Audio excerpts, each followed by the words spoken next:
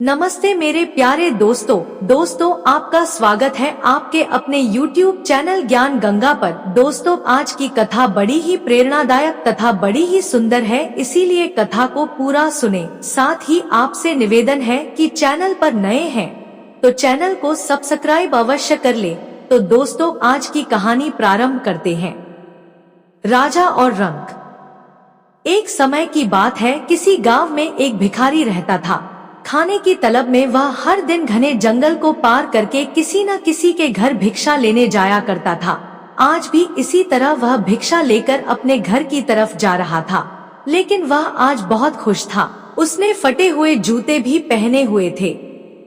वह खुशी में गुनगुनाते हुए जंगल के रास्ते अपने घर को लौट रहा था।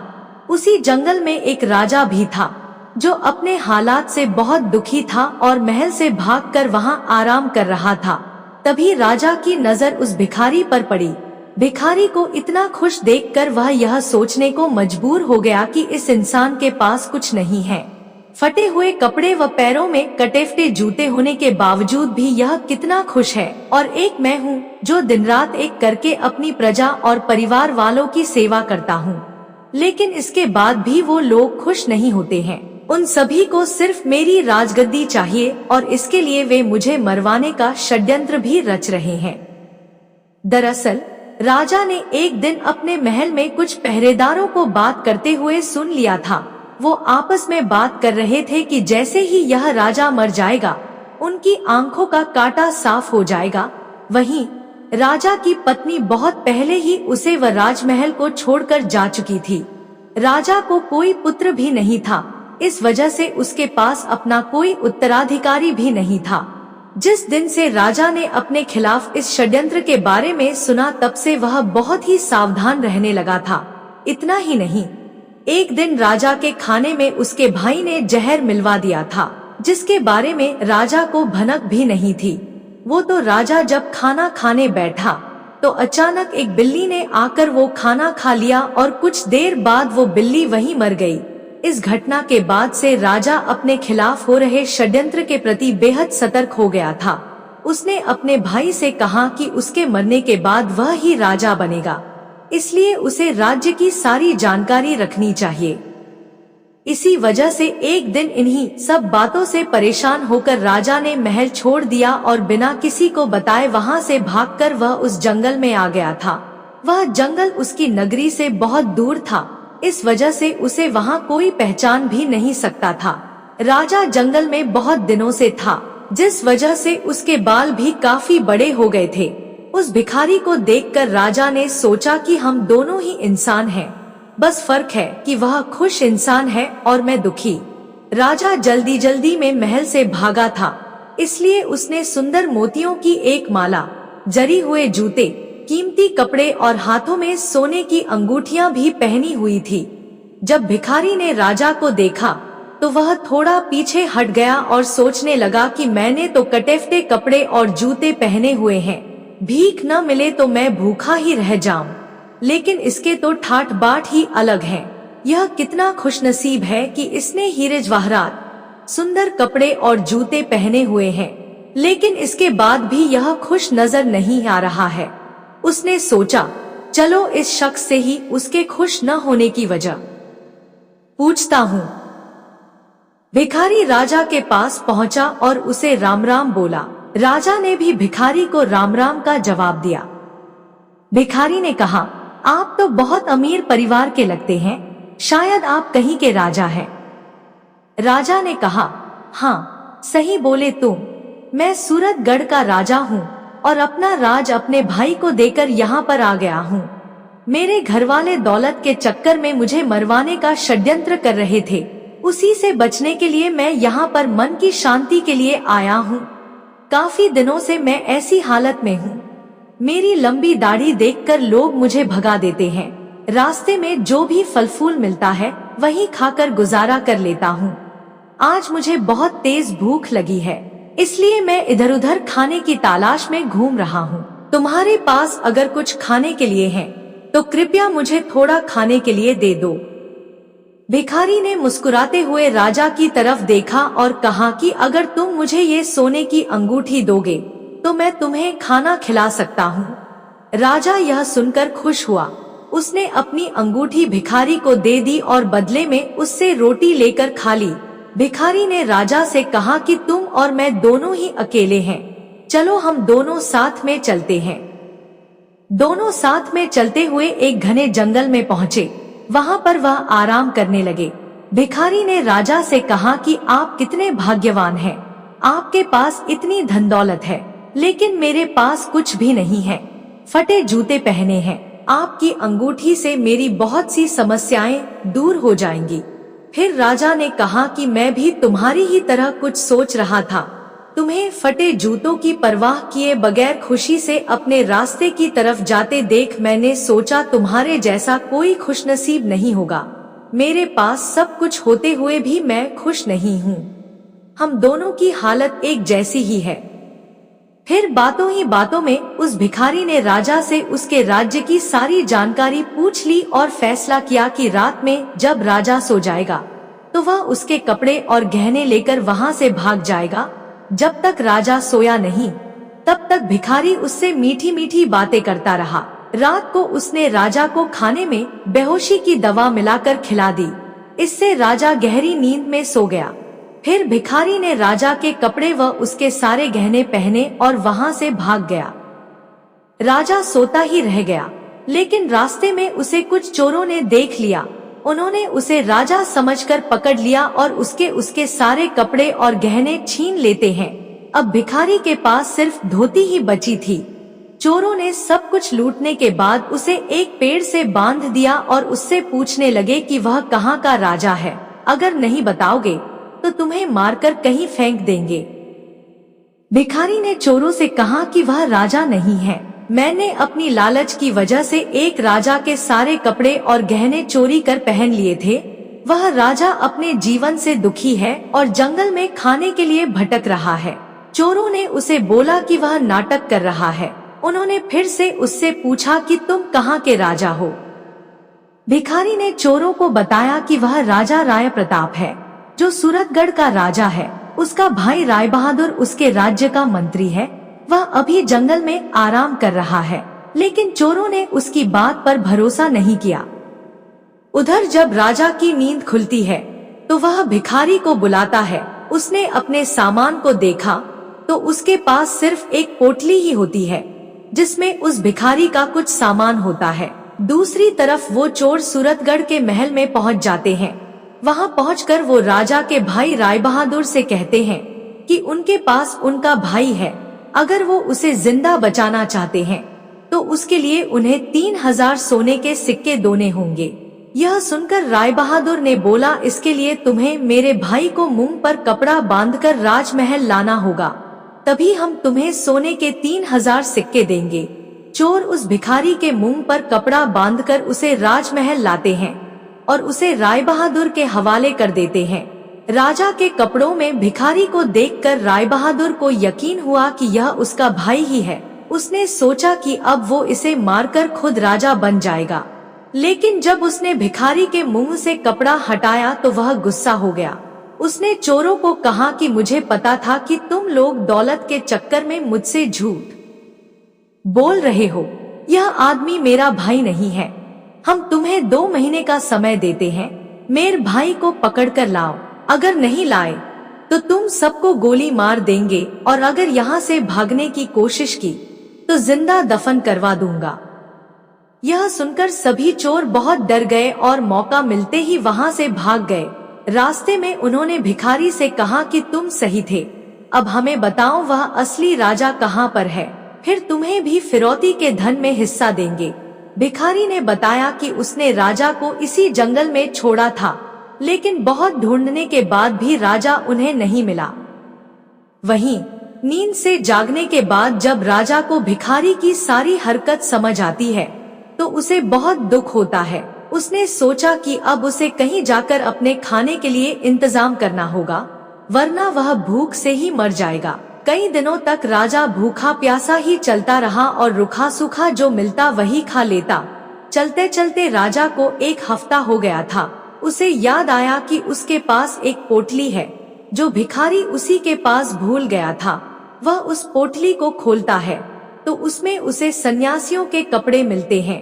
राजा ने सन्यासी वाले कपड़े पहन लिए।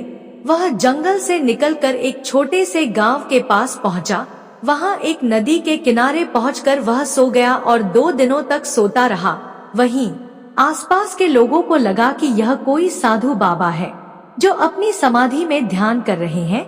लोगों ने सो रहे राजा के पास चावल चढ़ा दिया तो कुछ लोगों ने धूप जला दी। जब तीसरे दिन राजा की नींद खुली तो उसे अपने पास बहुत सारे फलों का चढ़ावा मिला। यह देखकर वह बहुत खुश हो गया। राजा ने मन में सोचा कि सन्यासियों का जीवन अच्छा है, बिना मेहनत किए भोजन मिल जाता है। अब उसे यहाँ से कहीं और जाने की आवश्यकता भी नहीं होगी। राजा ने वहीं पर एक कुटिया बना ली और उसी में रहने लगा। गांव के लोग उसकी पूजा करते और चढ़ावे में खाने के लिए फल और अन्य चीजें देकर जाने लगे। एक दिन गांव के सभी लोग मिलकर उसके पास गए और उससे कहने लगे कि बाबा, हमारे गांव में बहुत सालों से बारिश नहीं हुई है, आप कोई उपाय करें। यह सुनकर राजा परेशान हो गया कि अब वह क्या करे। वह अपनी सच्चाई भी नहीं बता सकता था। उसने लोगों को बोला कि इसके लिए उपवास करना होगा और अगले 2 महीने तक कोई भी इस कुटिया के अंदर नहीं आएगा। गांव वाले उसकी बात मान गए। लोग दूर से ही कुटिया के बाहर चढ़ावा चढ़ाकर चले जाते थे। राजा सोचने लगा कि उसका जीवन हर तरह से मुश्किलों से भरा है। उसे दूसरों का अच्छा जीवन देखकर जलन नहीं करना चाहिए। साधु बनकर वह बैठे बैठे खा रहा है, लेकिन उसका जीवन एक कैदी की तरह हो गया है। उसे एक ही जगह पर बैठे रहना होता है। कहाँ मैं हर रोज बढ़िया बढ़िया भोजन खाता था और कहाँ यहाँ सिर्फ फल खाकर जिंदा हूँ। राजा नास्तिक था, इसलिए साधु के वेश में उसे भगवान का भजन करने का ढोंग करना पड़ रहा था। उसने सोचा 2 महीने पूरे होते ही वह वहाँ से चला जाएगा। धीरे धीरे समय बीतता जा रहा था। एक दिन राजा परेशान होकर खुद ही भगवान से कहने लगा कि हे भगवान, मुझे बचा लो, आप ही कोई चमत्कार कर दो। इसके बाद राजा ने भगवान से अपनी सारी गलतियों के लिए माफी भी मांगी। राजा ने भगवान के सामने हाथ जोड़ते हुए कहा कि मुझे समझ आ गया है कि अपनी मुसीबतों से कभी घबराकर भागना नहीं चाहिए, बल्कि उनका डटकर सामना करना चाहिए। हे भगवान, मेरी लाज रख लो, इस गांव में बारिश करवा दो। वहीं गांव के लोग रोजाना कुटिया के बाहर आते, भजन कीर्तन करते और दूर से चढ़ावा चढ़ाकर घर को लौट जाते थे। इसी तरह 2 महीने पूरे होने वाले होते हैं। तभी एक दिन गांव के लोग दौड़े दौड़े राजा के पास आते हैं और कहते हैं कि बाबा, आप तो महान हैं, उनके गांव में बारिश हुई है। राजा कहने लगा, अब मुझे इजाजत दो, मैं यहाँ से जाना चाहता हूँ। लेकिन लोगों ने उन्हें रोक लिया। लोगों ने कहा कि वे एक आदमी भेजेंगे जो उनकी सेवा किया करेगा। राजा ने भी सोचा चलो ठीक है, आगे जो होगा देखा जाएगा, और वहीं पर रहने लगा। कुछ समय बाद वह भिखारी और चोर भी राजा को ढूंढते ढूंढते उसी गांव में आ गए। उन्होंने वहां के लोगों से उस चमत्कारी बाबा के बारे में सुना जो लोगों की समस्याओं को दूर करने के उपाय बताता है। जब वे लोग उस बाबा से मिले तो राजा और भिखारी एक दूसरे को पहचान जाते हैं, लेकिन वे चोरों को इसका पता नहीं चलने देते हैं। फिर बाबा के भेष में राजा ने उनसे पूछा कि तुम लोग कहां से आए हो। इसके बाद भिखारी ने राजा को सारी सच्चाई बताई कि मैंने लालच में आपके सारे कपड़े और जेवर पहन लिए थे, लेकिन उन्हें पहनने के तुरंत बाद ही मेरे पीछे चोर पड़ गए। उन चोरों ने मुझे लूट लिया और पूछताछ करने लगे कि कौन हो, कहां से हो। तो मैंने खुद को आपके बारे में बताते हुए आपके राज्य की सारी जानकारी दे दी। उसके बाद वो चोर मुझे राजमहल ले गए, जहां पर 3000 सोने के सिक्के में वो मुझे आपके भाई को देने वाले थे। आपके भाई ने बताया कि वह आपको मरवाना चाहता है और खुद वहां का राजा बनना चाहता है, लेकिन जब उसने मेरा चेहरा देखा तो उसने मुझे पहचान लिया और चोरों को 2 महीने के अंदर आपको ढूंढ निकालने के लिए कहा। तभी से हम सभी आपको ढूंढ रहे हैं।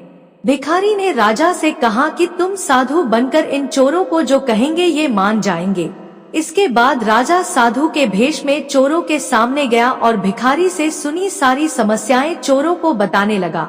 यह सुनकर सारे चोर हैरानी में पड़ गए। उन्होंने राजा से बोला, बाबा हमें इस परेशानी से बाहर निकाल दो, हम आपके सच्चे भक्त बन जाएंगे। राजा ने कहा, तुम लोग मुझे उस राजा के महल लेकर चलो, मैं वहां पर जाकर खुद ही सब कुछ देखना चाहता हूँ। महल में कहना कि तुम्हारे साथ एक बहुत बड़े साधु महात्मा हैं, जो हर व्यक्ति का भूत और भविष्य जानते हैं। चोर और भिखारी साधु बने राजा को अपने साथ लेकर सूरतगढ़ के महल पहुंच गए। चोरों ने राजा के मंत्री भाई से कहा कि हमारे साथ बहुत बड़े महात्मा आए हैं, जो आपको आपके भाई राजा राय प्रताप से मिलवा सकते हैं। राजा अपने भाई को बहुत प्यार करता था, लेकिन अब उसे पता चल गया था कि उसका भाई उसके खून का प्यासा है।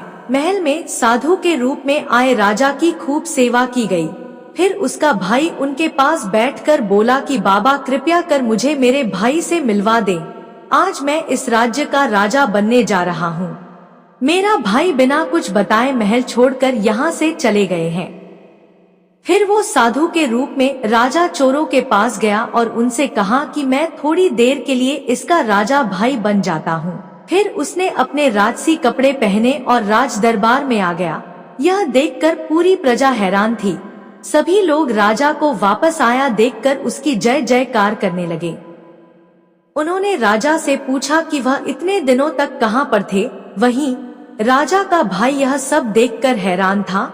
वह लोगों से कहने लगा कि यह उसका राजा भाई नहीं है, बल्कि यह तो एक साधु है, जिसने थोड़ी देर के लिए मुझे अपने भाई के रूप से मिलवाया है।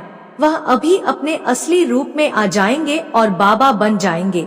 राजा ने भी सभी को समझाते हुए कहा कि मैं थोड़ी देर में अपने असली रूप में आ जाऊंगा। इसके बाद सभी लोग राजा के भाई का राज्याभिषेक करने लगे। वह जैसे ही राजा की गद्दी पर बैठने वाला था, वैसे ही साधु बने राजा ने कहा, मैं खुद अपने भाई को राजा बनाना चाहता था, लेकिन एक दिन मैंने महल में लोगों को मेरे खिलाफ हो रही साजिश के बारे में बात करते हुए सुन लिया था। मुझे कभी भी यह नहीं पता चल सका कि इन सब के पीछे मेरे अपने ही भाई का हाथ है।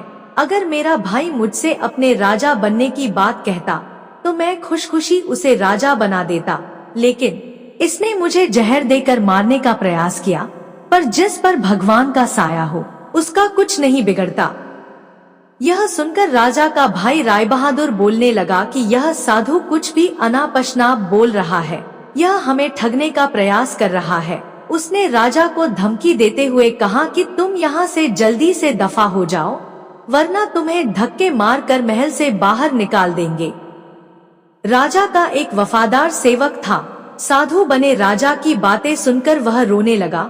रोते हुए उसने बोला, मैंने आपको पहचान लिया है, आप ही हमारे असली राजा हैं, मुझे क्षमा कर दे। मैंने ही आपके खाने में जहर मिलाया था। इसके बदले में मुझे आपके भाई ने 1000 सोने के सिक्के देने का वादा किया था। आप मुझे माफ कर दो, मैं आपका असली गुनहगार हूँ, और इसके लिए आप मुझे जो भी सजा देंगे, मैं उसके लिए तैयार हूँ। अब राजा के जीवन की सारी सच्चाई पूरी प्रजा को पता चल गई थी। सभी लोग राजा के मंत्री भाई को घृणा की नजरों से देख रहे थे। राजा ने अपने महल के मंत्रियों को आदेश दिया कि वह अपने महल से अपने भाई को बेदखल कर रहा है, उसे आज ही 1 साल के लिए यह राज्य छोड़कर जाना होगा। जब उसे अपनी गलती का एहसास हो जाएगा, तो वह महल में वापस आकर मेरे साथ काम करने का अधिकारी बन सकेगा। एक बार फिर से राजा राय प्रताप को अपने राज्य की राजगद्दी मिल गई और वह फिर से अपनी प्रजा की सेवा करने लगे। राजा ने भिखारी को अपने महल का मंत्री बना दिया और चोरों को भी महल में माली का काम दे दिया। 1 साल बीतने के बाद राजा का भाई भी महल वापस आ गया था। उसे अपनी गलती का एहसास हो गया था। महल वापस आकर उसने अपने भाई से माफी मांगी और पूरे कर्तव्य से अपना काम करने का वचन दिया। राजा ने फिर से उसे महल में उसका स्थान वापस दे दिया। कहानी से सीख, राजा और रंक की कहानी हमें यह शिक्षा देती है कि कभी लोभ के कारण दूसरों का बुरा नहीं करना चाहिए। हमेशा सत्य का मार्ग अपनाना चाहिए और पूरी निष्ठा से जीवन के प्रति अपनी जिम्मेदारियों को अपनाना चाहिए। दोस्तों, आज की कहानी पसंद आई हो तो वीडियो को एक लाइक और चैनल को सब्सक्राइब जरूर करें। तो मिलते हैं अगले वीडियो में, तब तक के लिए अपना और अपने संपूर्ण परिवार का ख्याल रखिएगा। धन्यवाद।